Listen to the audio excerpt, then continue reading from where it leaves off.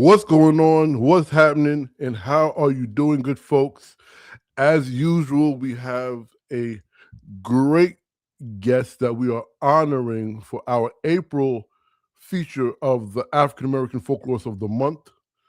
And we are spotlighting Dr. Joe Johnson, a multi-instrumentalist, excuse me, y'all, arts educator, a Black music researcher whose work is helping reshape conversations around Black banjo culture, recovery, and remembrance. Johnson's research explores Black banjo recovery projects at the intersection of Black studies, human geography, folklore, and ethnomusicology, with a focus on how music, place, and community memory can support cultural reparations and healing. Oh, you know, we're about to get into a great conversation, y'all.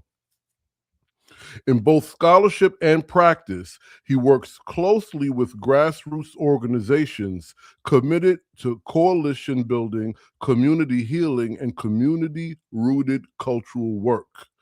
As an educator, Johnson has led workshops and lectures on Black banjo culture across the country, helping expand public understanding of the banjo's Black history and living practices. He holds a dual BM in instrumental music performance and ethnomusicology from Bowling Green State University, and an MA in ethnomusicology and folklore, and is currently a PhD candidate in ethnomusicology at the Indiana University Bloomington campus. Great program, y'all.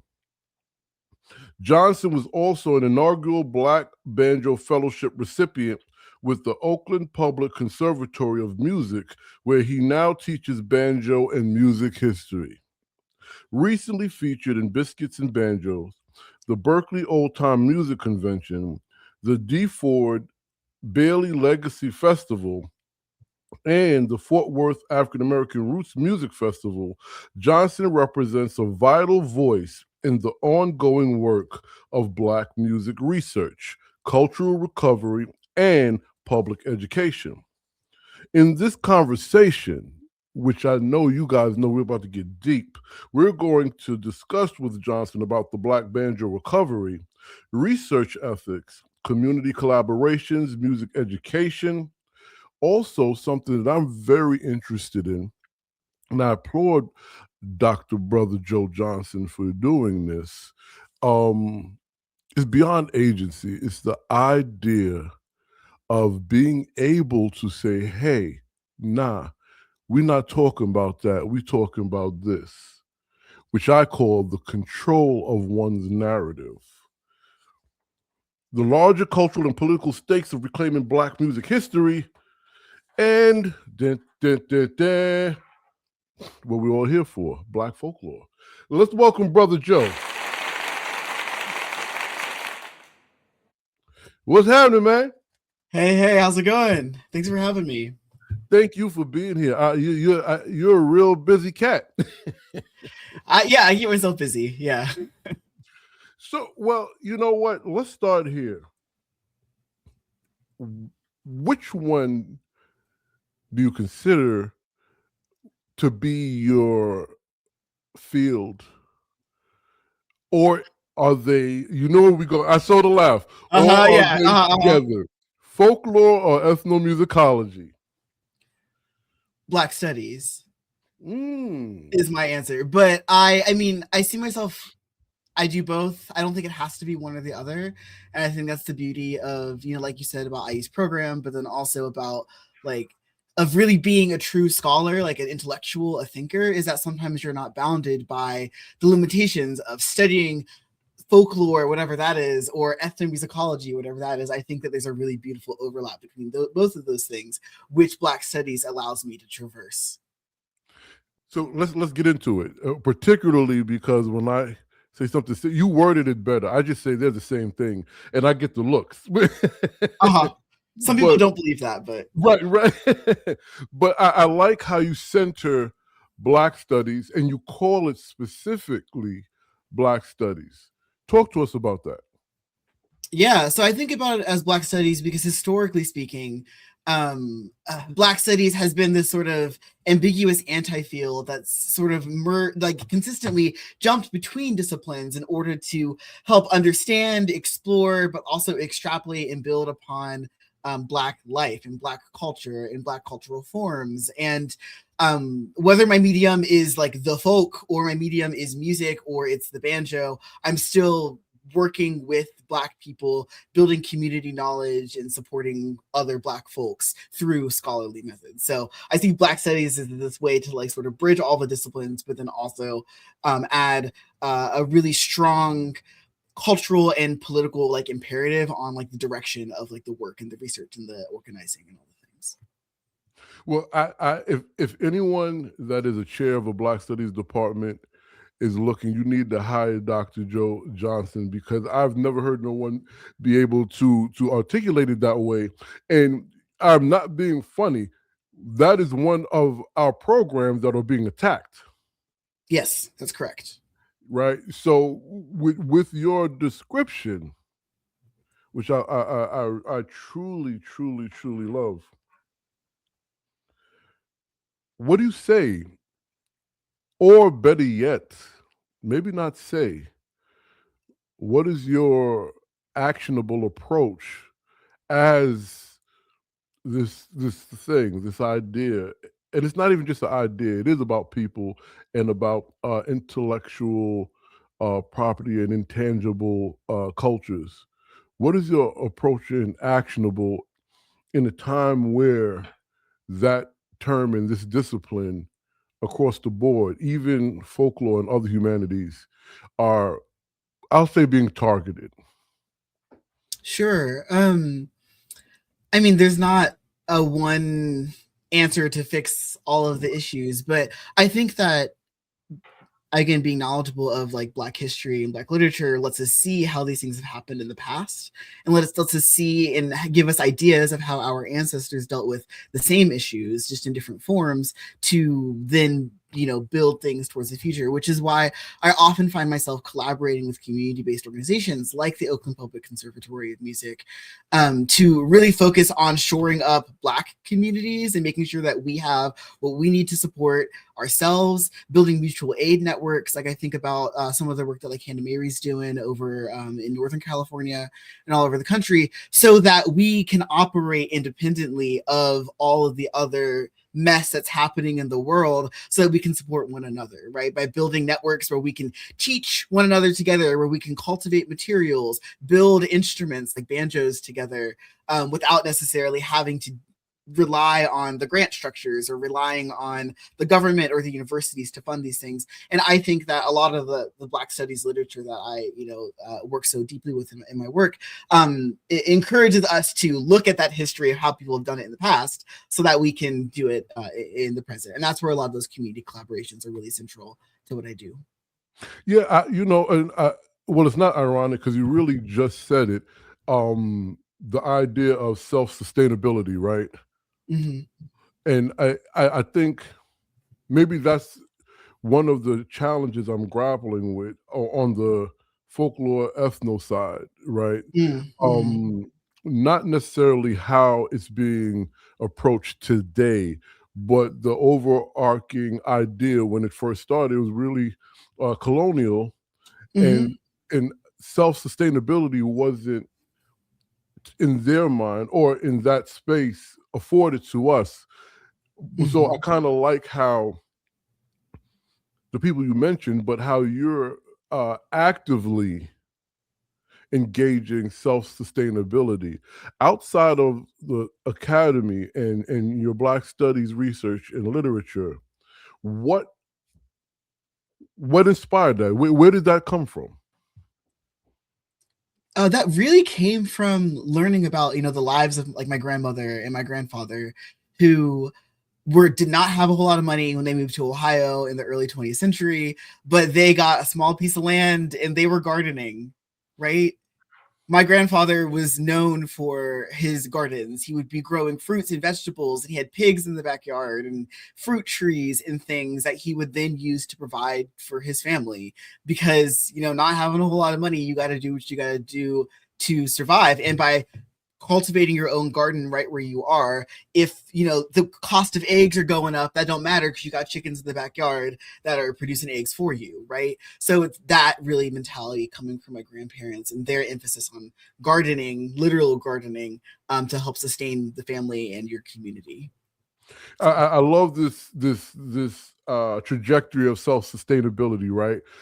There's something else that I wanted to ask you, and I thought that we got away from it, but your statement brings us full circle.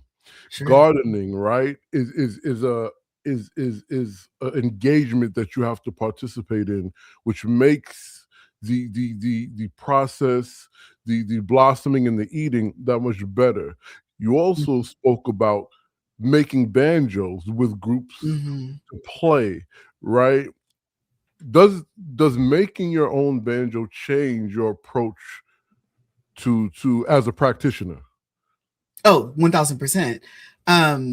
Especially because I spent some time last year with the wonderful sister Dina Jennings out in Virginia, where we were building together essentially, and I was learning I was practicing with her on building banjo. And I not only was working on making a functional instrument, because that was like the main issue, but also I was learning about how to cultivate wood, how to grow gourds. A big part of what we were talking about was the idea of like cultivating land. Like, how do you modify the soil so that way you can get the right types of nutrients organically to then grow the gourds so that they grow in the right way and then produce the fruits that you can then dry and then produce into those things. And I started to really understand how interconnected like banjo playing is to the natural world, but then also how the things that we learned, the things that I learned from Dina about cultivating the land in order to grow the materials to make your gourds has impacted the way that I garden my own things at my house here in Bloomington.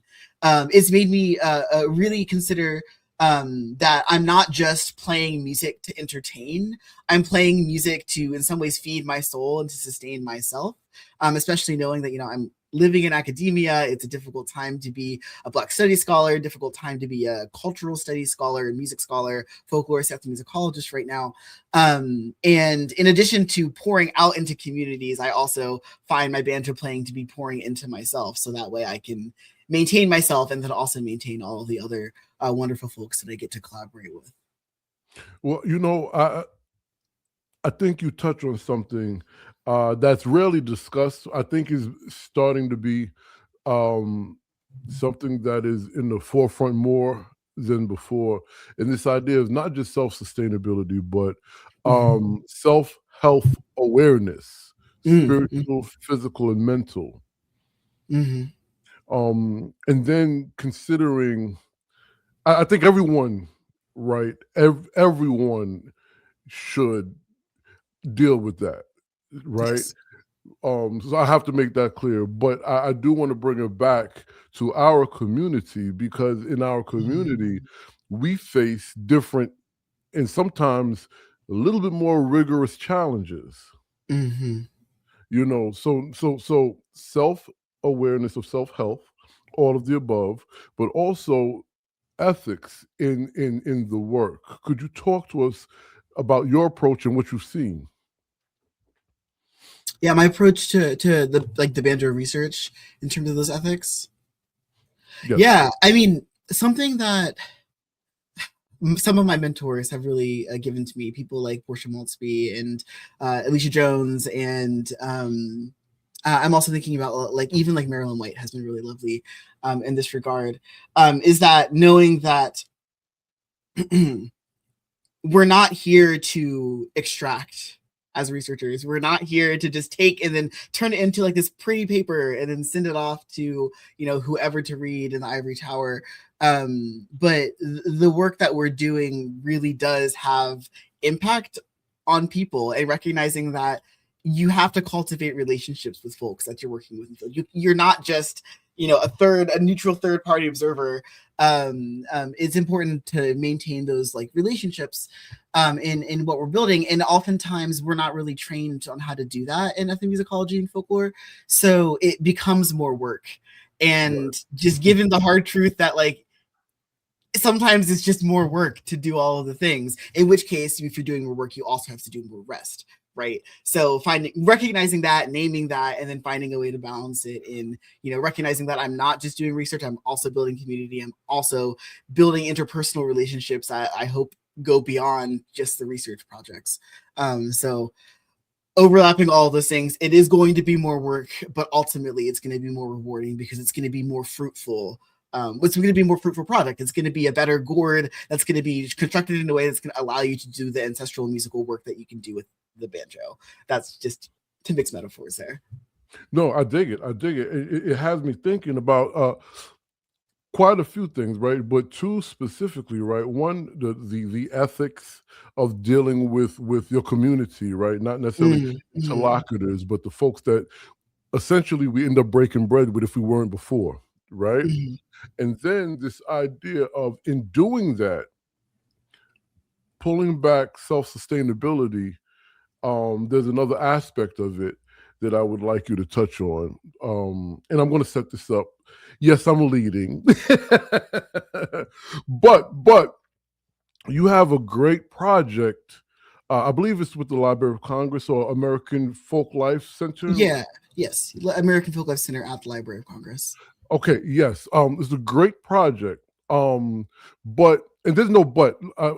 There's a great project that you chose to take control of the Black narrative, but in a way where it's, I'm Black, I'm choosing how to disseminate mine and my people's story.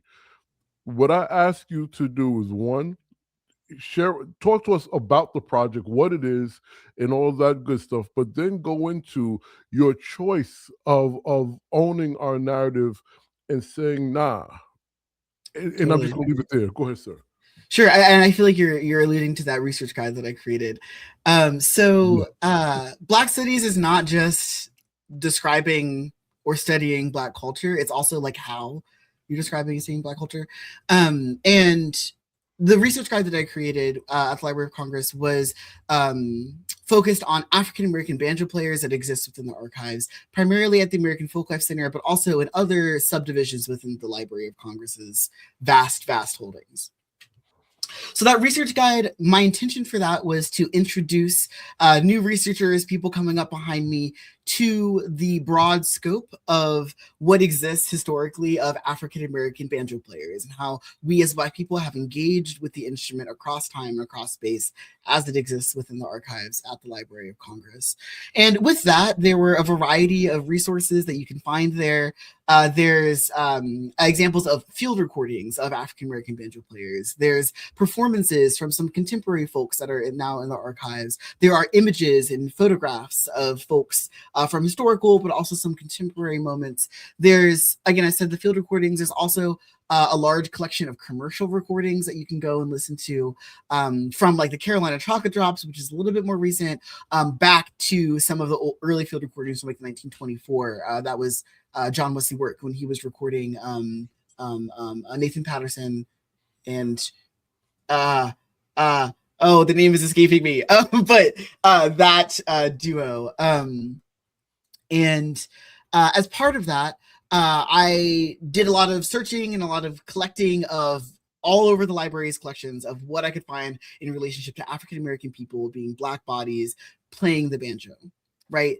And when you do that sort of search, something that inevitably comes up is blackface minstrelsy, where you have folks that are donning blackface for those minstrel shows or like also pre-vaudeville shows and circuses and things, and playing the banjo as essentially a way to try and make fun of African Americans.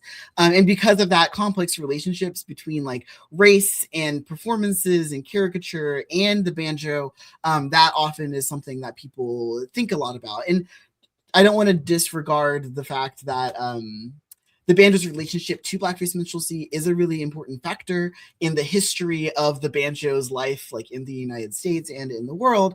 But ultimately, the depiction of like blackface minstrels playing the banjo is not living African American people playing the banjo.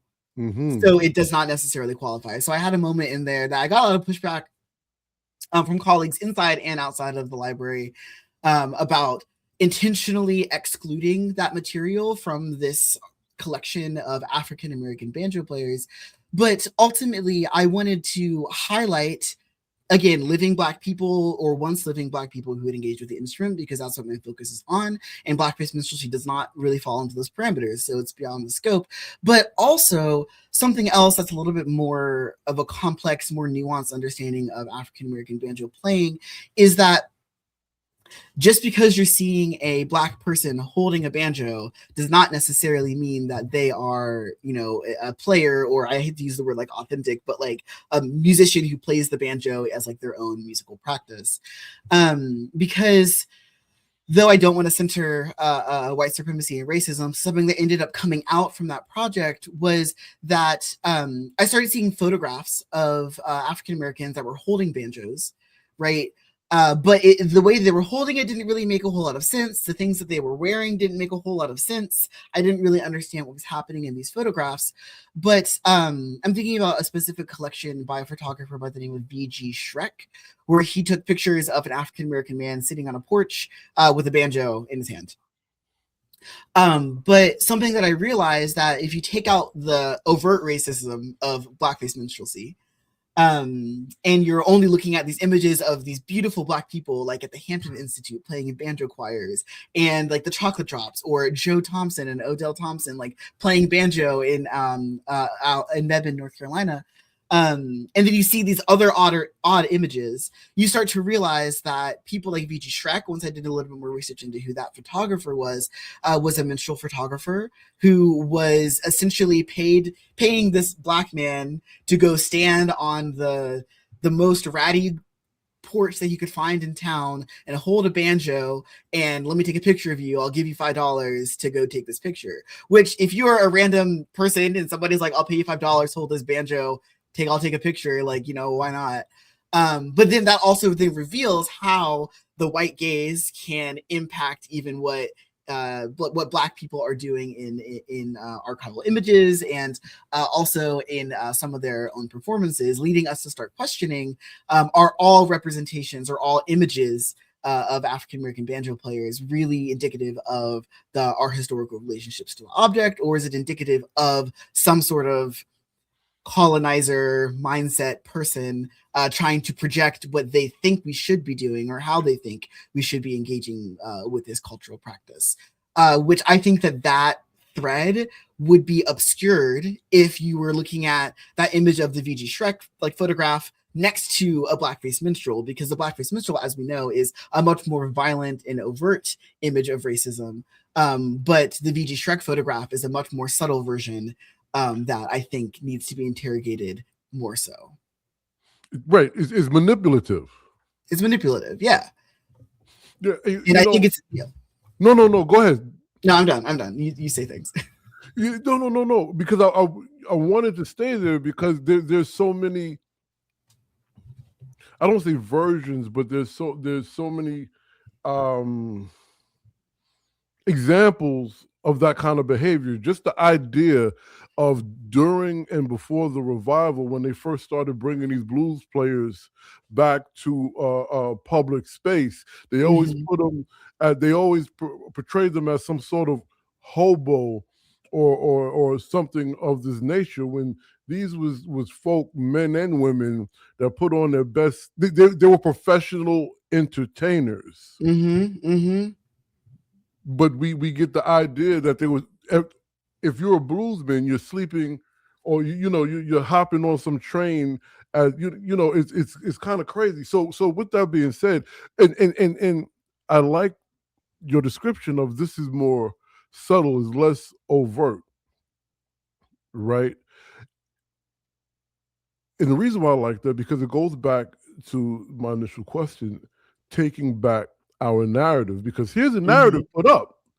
And so you're saying, I don't know what you're saying. Let me stop right there so you can tell us what you were saying. Yeah, no, I'm saying by focusing on, Black people and not just the overt forms of racism that we're typically seeing, it allows us to have more in-depth conversations and move the conversation about African American banjo players past overcoming minstrelsy or whatever that is, because I'm not trying to overcome minstrelsy. I'm trying to overcome folks trying to frame me as the arbiter of some, negative opinion they have of Black people, and like other people trying to use me and the work that I do to try to like say like, oh, like this is like a good one, when there's a lot more nuance that should be had to those conversations about how we frame one another, how we frame contemporary Black players. And that is something that was taught to me from our Black studies scholars. Like I'm thinking about William Barlow's voiceover, where he was talking about what is it, like it was racial ventriloquy that was happening when Black performing artists had to sound like blackface minstrels on the radio in order to be read as authentic and legitimate and get work. Or even how Eileen Southern in her book Images explores the images of Black Americans playing music in different spaces in order to understand and interpret our relationships to the objects, but also the relationships to the gaze that media projects onto us as performers and creatives and thinkers. Well, you are making this very easy for me, because this is a perfect segue to one of the questions I had for you, which was your pinned essay about Cowboy Carter. Oh, yes. Yeah. Talk to us about that, please. Sure. So that article came out in Southern Cultures. It was winter of 25. And it was called "This Ain't Texas No More: Beyonce and the Black Banjo Renaissance." On the journal Southern Cultures, published out of UNC Press. It's available online. And in that article, I was exploring the relationship between like Beyonce, this large commercial star, and Rhiannon Giddens, who is sort of a large artist. She is a large artist, not sort of large artist, but who ended up playing banjo on the lead single for the album. And then the conversations that ensued about the relationship between Beyonce as a country music artist and authenticity as a Black woman country music artist, but then also the idea that like Beyonce was sort of raising the banjo's Black history into public consciousness. And essentially in that piece, I argued that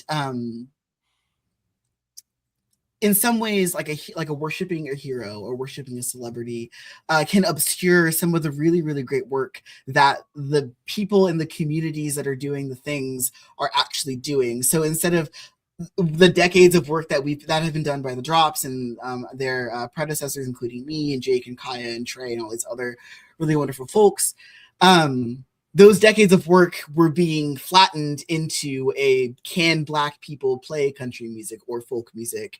Is there a historical precedent? Which there is, of course. And I think that flattening of that discussion doesn't really do the justice as to what could be done is if we were to look at that object, look at that moment in time, in this cultural moment, to say, oh, there are all these other wonderful projects that are also happening, like Angela Wellman's Black Banjo Fiddle Fellowship and the Oakland Public Conservatory of Music, and Rhiannon supporting all of these artists quietly in the background to make their space in the world, or even some of the organizing. Waller Pace, right? Yeah. Brandy Waller-Pace in the Fort Worth African American Roots Music Festival, where she has been really cultivating a musical space in Fort Worth, Texas, to uplift African American roots musicians, banjo players, also guitarists, and people that do a number of different genres. And as well, Brandy also is organizing she's been organizing a series of workshops for Black square dance callers to help Black folks have a space where we can learn how to call dances, something that was part of our ancestral traditions. So there's all these other projects that could be looked at, but instead it becomes a conversation of, can Beyonce do country music, rather than how do we support all of these other really wonderful organizations that are happening. So that was something that I was saying there. But then ultimately at the end of that piece, I suggested that this isn't even a critique of Beyonce, because Beyonce is a huge apparatus. I mean, she is a billionaire, so that's comes with all of those issues. But at the same time, she's part of a larger system of capitalism, a larger system of media that wants to have a one flash pan moment. Right. And this conversation is really more about the violence of flattening things to one narrative when there's more than one thing going on at all times. And it was a reminder for folks to think about that. Well, I don't want to ask a blanket, how do we do this? Because that's not a fair question, right? But what I would like to ask, because we see this often, particularly when it comes to Black expression, you know, even in art or expressions that are essentially Black. What would be one of the approaches that either you take or you found or you studied to kind of not even right the wrong, but as I like to say, put it in the proper context? Sure. I mean, ultimately, I think it's important for us to know that there is work being done, you know, in these community spaces that need support. Whether it's, you know, something that I've struggled with some of my banjo students is like getting banjos to people who want to engage with it, right? Or also finding adequate funding to support some of these organizations, to even, because it does take, you know, that type of work to get these things up and going. But then also, you know, I think it's important to, on the ground level of a lot of these things, like with the Callers Pathways that Brandy's doing, and the Black Banjo Fiddle Fellowship, and the classes that's happening in Oakland, and some of the other efforts that are going on, like Hannah Mary's Black Banjo Reclamation Project, to not just throw banjos at people, or not just like, you know, give people these like objects, but also have critical conversations about the historical context, talk about some of those violences, not just to say that they exist, but also to ask questions among Black people. How do we engage with those things, and create spaces? And that's something that I try out to do a lot, where Black people can get together without all the cameras and all the videos and things, so we can just be like, okay, so we saw this issue happen at this space. Like, what should we as a community do to support these people? What should we as a community do to work against this, but then also to build a better space where we don't have to deal with this every single day? Well, you know, what I'm hearing in a lot of the things that you're sharing with me is what the academy calls repatriation to a degree. And you correct me if I'm wrong, but I believe you do cultural healing and reparations work. Now, and you know, and it's kind of bugged out because there are so many definitions and uses for all of these words, right? So when someone thinks, and when I say, I'm just being general, reparations, they're just thinking, hey, pay us for slavery, pay us money. But it's something telling me your approach is a little deeper than that. Yeah, it's not just money. It's also knowledge. It's also community building. Like, I think in my banjo classes that I teach, again, we're not just playing, we're also talking about history and things. So passing knowledge that way, making things affordable. So not just giving Black people money, but like also making it so like they're not having to spend as much money in order to get their ancestral birthright, while also simultaneously paying the teaching artists to, you know, to do that work. And that's something that's been really promoted by the Oakland Public Conservatory of Music and like the Black Banjo Fiddle Fellowship. And that was primarily funding that they had received, where they were like, we're going to pay these Black artists, teaching artists, to come and teach banjo and fiddle and do all of these things with Black kids, without the Black kids having to spend, you know, the hundreds and hundreds of dollars that it would cost to like pay me at a fair rate to do these workshops for months on end, right? So that's part of it as well. But then also, I find it's important to even just create space for us to commiserate together and us to support one another for all of our small wins, and not just, you know, be thinking about, you know, history and slavery and all these things, right, but also spaces where we can just be Black and joyful and celebrate together. Like, I think of this really lovely moment at the Fort Worth African American Roots Music Festival. It was like the second or third one that happened, and we were playing, there was a jam happening, I know we were playing some tunes, whatever, and then Lillian Werbin, who is the owner of Elderly Instruments in Lansing, they were there, and they just started like dancing and twerking to like old time folk music. And then it started like a whole thing that happened where there was this really beautiful moment of Black joy and Black dance that was improvised alongside the music we were playing. And I think that those moments are just as important as the other things that we think about when it comes to reclamation and healing. But also just finding those moments of joy and peace and love and community. No, I 1000% agree. And I don't want to be a vibe killer, but I think that is essentially one of the problems in our discipline, because non-members of our community are always trying to reimagine or kind of placate that moment, which they can't, because it's a moment of I don't even want to say community engagement, because that sounds ambiguous. It's just people's, my kinfolk, and we just having a good time in at my grandmama backyard. I want to go back to something you said about making these lessons accessible and affordable.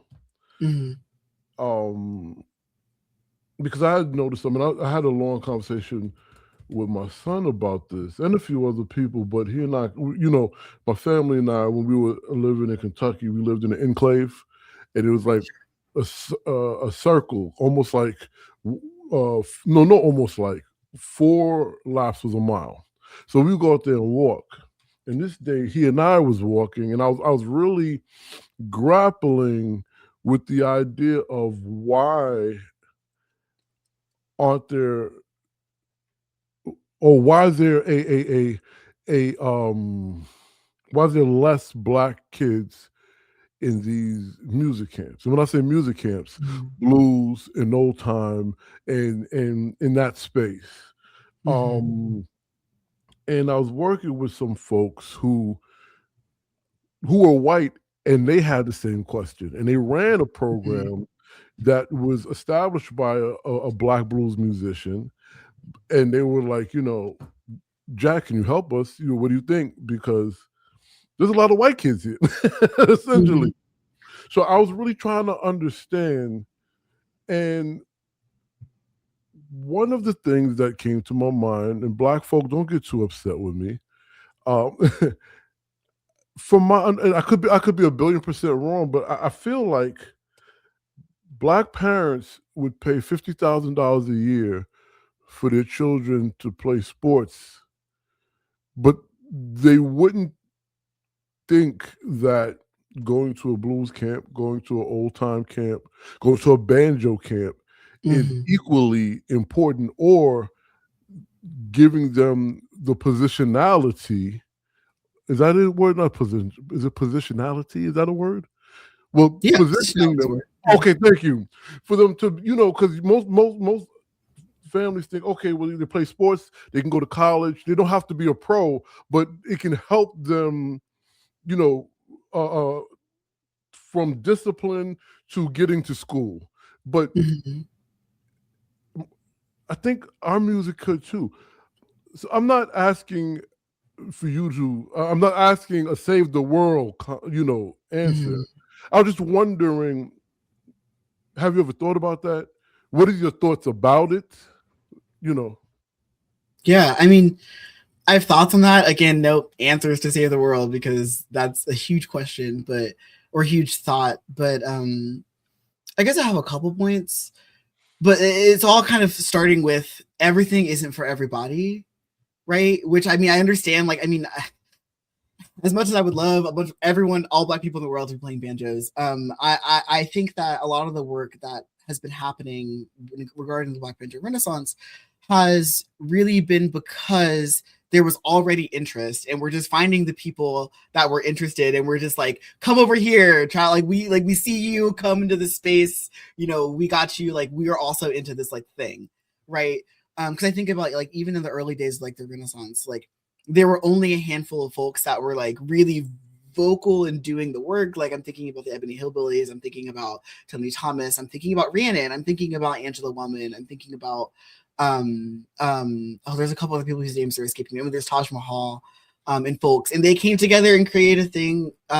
They created events, they created things like the drops, and then the Black Banjo Gathering, which was sort of a more complicated thing that we don't need to get into, and started creating these spaces. And then people started meeting each other, and then Brandy was like, I want to do a thing in Texas, and then now there's the thing in Texas where folks are being brought in. So it is a small community. Not everybody's into banjo playing, and that's also okay, because I think it's a colonialist mindset to assume that we need to expand constantly, that we need to make everybody do this one thing. And when in fact, I think the diversity of experiences as Black people is what really makes us the most excellent.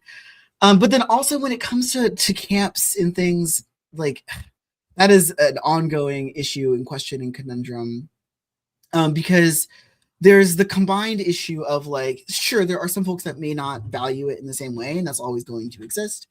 But also to go to some of the camps, especially like banjo camps, it is very hard for a Black person to go to those spaces. I remember my first one that I went to specifically because Jake Blunt was teaching there, and I knew there was going to be one other Black person in that space, right? And that is very rare. It's very, very common for us to be the one Black person in all of these spaces, which is really difficult if you're trying to learn your ancestral practice and you're just surrounded by people who aren't like you and don't look like you or don't think like you or you don't know. Not to say that the Old Town community isn't wonderful, because they are very wonderful, but it's very intimidating to do that. And the unknown is difficult. But then also something that we've talked about a lot, especially with Brandy, and then even like Rhiannon, their two festivals are trying to address another one of these issues, and that most of these camps, especially in most of the spaces that old time music and like banjo music and things are happening, are very rural, oftentimes in deeply red states. Not all the time in deeply red states, there's also some other spaces, but and Black people historically have qualms going into unknown spaces at night, because sundown towns still exist. Yes, they do. Culturally speaking, we don't have as much of a relationship with camping and hiking and those types of things, which is, I think, starting to change on a broader cultural level. Black people engaging with those things, but a lot of the old time music spaces require you to be able to camp. Like if you go to Clifftop, which is like the biggest string band music festival in the country, it's in Clifftop, West Virginia, which is on the top of a mountain. It's like about an hour from Charleston, I think, and you have to camp for a week, and that's difficult for folks who don't know how to camp, but it's also difficult for people that might not be physically able to camp, or might need to have electricity, or they might need to have walkable pathways. People with disabilities often struggle at Clifftop, and I think that is something that people are dealing with a lot. But something that I see folks that are trying to undo this trend are people like Brandy and Rhiannon that are doing festivals in an urban space, like the Fort Worth African American Music Festival, in the heart of Fort Worth, the heart of the Black community in the Dallas-Fort Worth area. But then also I think about Rhiannon's Biscuits and Banjos, which was in the middle of Durham. Not only is Durham already a very Black city where there's folks there, it was a pretty much all Black lineup. And there were collaborations with local Black organizations. There were music organizations that were involved. There was a local high school that played a big band set. There was local Black chefs that were making some of the food for the various events, Black vendors. And it was more than just like, banjo music. It was really collaborations between different sectors in Black communities to really create like that critical mass. And Biscuits is really one of the few folk festivals that I've been to where I feel like it was majority Black folks like in those spaces. And I think that it is a lot of work, and it takes a lot of money and a lot of organizing effort to really curate that. But I see folks that are really trying to undo that. And I think that that's what, Biscuits really was. And that's what, Fort Worth is trying to undo some of those issues with accessibility, with camping, with going to unknown spaces, and things of that nature. So you know that you're going to be safe and loved as a Black person. So, speaking of safe and loved as a Black person, and this is another common theme which you've mentioned throughout our discussion. In my beginnings of blues work and blues playing and just everything blues. I was asked by a couple of folk, particularly my own people, why are you playing slave music?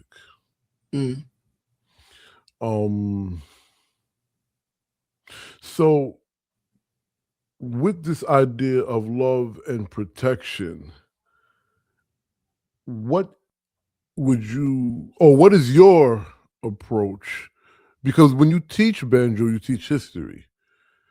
So there has to be a reprogramming of the mind, so to speak, to our people that we're teaching. Could you talk to us about that? Sure. I mean, again, not everything is for everybody. Yes. Yeah. So, because some people also aren't ready to receive, but then also in some ways, like that's part of the work that I brought up in the Cowboy Carter article. Is that there is a lot of work that needs to be done to help us decolonize our understandings of different forms of American music, because all forms of American music are ultimately Black music. I don't think it's in this room, but I have a poster somewhere in my house of the Dr. Maltzby's timeline of African American music, which sort of shows you the connections of all of these different genres of Black music and how they're all intertwined. And I think that one of the big issues, especially with like string band music, old time music, and country music, is that there was over a century at this point, because it's 2026, so it started in 1924-ish. So over a century now of whitewashing of these musical practices, systemically excluding Black people. And even though there's been a lot of really great work in the last 20 or so years, at the same time, 20 years is not really enough to undo 100 years of cultural narratives that we're being told. So there needs to be more work done. And I think that that's one of the benefits of moments like Cowboy Carter, where, Beyonce and her team were highlighting, the fact that there are Black roots to country music, which is a genre that we see as very, very white, right? And then also now there's been more folks coming out of the woodwork, not necessarily in the banjo world, but in the country world, saying like, oh yeah, like my grandmama used to listen to, Charlie Pride on the radio and loved it. And like, this is like what I grew up with, and people are starting to come back to that now. So I think that it's a long process, not something that can be done overnight. Some people are, get the message first before others. But also, again, it's something that's going to take time for people to start recognizing, again, that Black music is American music, and all forms of Black or American music have Black roots. Yeah, I'm starting to think all global music as well, but well, that's complicated, but yeah, it is complicated. But so let me ask you this, because I don't think I asked you, and you could take it into, and we're wrapping up soon, but I didn't ask you this, and I think it's essential to everything we're discussing. So it's an origin question, the origin story, right? And you kind of told us about Black studies and folklore, how you come into that, right? But actually, no, you told us what you did. How did you get into Black studies, folklore, ethno, and playing the banjo? Where did all of this come from? Sure. So back when I was in college, I was doing a bachelor's degree, as you said, in music performance and ethnomusicology is what I ended up landing at. So I was doing classical saxophone, contemporary art music. I still love saxophone and contemporary art music and all those things, but I'd grown up prior to that. My father is a church musician. He plays keys. He plays organ. He does all those things. He was like, playing the worship services at our churches. And I grew up around that space. So when I went to college, it was very, very white. We were only working with like the classical forms, which is like, I guess that's what you do in a classical degree. But I was getting really tired and burnt out on, the names like Shostakovich and, all these people, whatever. And I was tired and I wasn't feeling seen. So then during that time when I was really burnt out and kind of doing some soul searching, Rhiannon Giddens came and played, I think it was Kent State University. She played a solo show there. And one of my professors, he was a musicology professor, and like took a musicology class. It was cool. I was like, I like this stuff, whatever.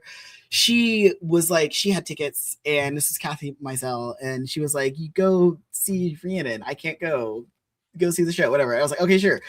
Sounds cool. So then I saw her performance. And then she performed, I think one of the songs was At the Purchaser's Option, which is a really, really powerful narrative on it was a critical fabulation. That's the term that I would use now to extrapolate on the feelings of a woman who was being sold into, she was enslaved and she was being sold at the auction block, and there was a potential for being separated from her child, and the song was a reflection on that. And from those moments, I was really touched by the music that she was playing and doing this with her banjo, and I thought, this is really cool. I didn't realize the banjo was Black. Like, let me see what it was. And being in music school, we have all these instruments, so I found a banjo and I started like playing it. And then while I was playing that banjo and I was doing all this classical music stuff, I felt an interesting weight or spiritual pull to the instrument that I didn't really experience before, and I never experienced with any of the other instruments that I was playing at the time. And I started exploring that feeling. I started reading. I started doing research. I started like diving into archives to figure out like what is happening when it comes to like my relationship to the banjo. And then I realized that there was very little that had been done. At that point, Banjo Roots and Branches had just come out, which is a book that had explored some of like the banjo's origins. But then prior to that, there was CeCe Conway's African Banjos Echoes in Appalachia in 1995, and that was like pretty much it. And those were all sort of like introductions to like the banjo has these Afro-Caribbean roots, and it has this vague relationship to Black spirituality and, you know, African heritage. And I realized that I wanted to really learn more about those things. So then I started going to camps. I met Jake and I met a few other people, and then I started building a community of folks who were Black and dealing with these same issues with the instrument. And then I realized like, oh, I want to start asking like not just historically what's happening, but like what are Black people doing today to like engage with those histories, right? And then I realized that I could not answer those questions, you know, just sitting in my apartment in Bowling Green, Ohio. So I was like, I guess I got to go do some serious research on it. So then I applied for a PhD in ethnomusicology and folklore, and we're here. Right. Like what else would it? Does that answer your question? But yeah, it really does, because well, it not only does it answer it, it leads to another question, because I too had a spiritual awakening, but I don't even think that terminology does it justice. I think that terminology makes it sound tongue in cheek, but it's really ancestral. It is connection, yeah. Because for me it happened at a burial ground for my family when we was burying my dad. And but we're not talking about me. But the reason why I bring that up, when you started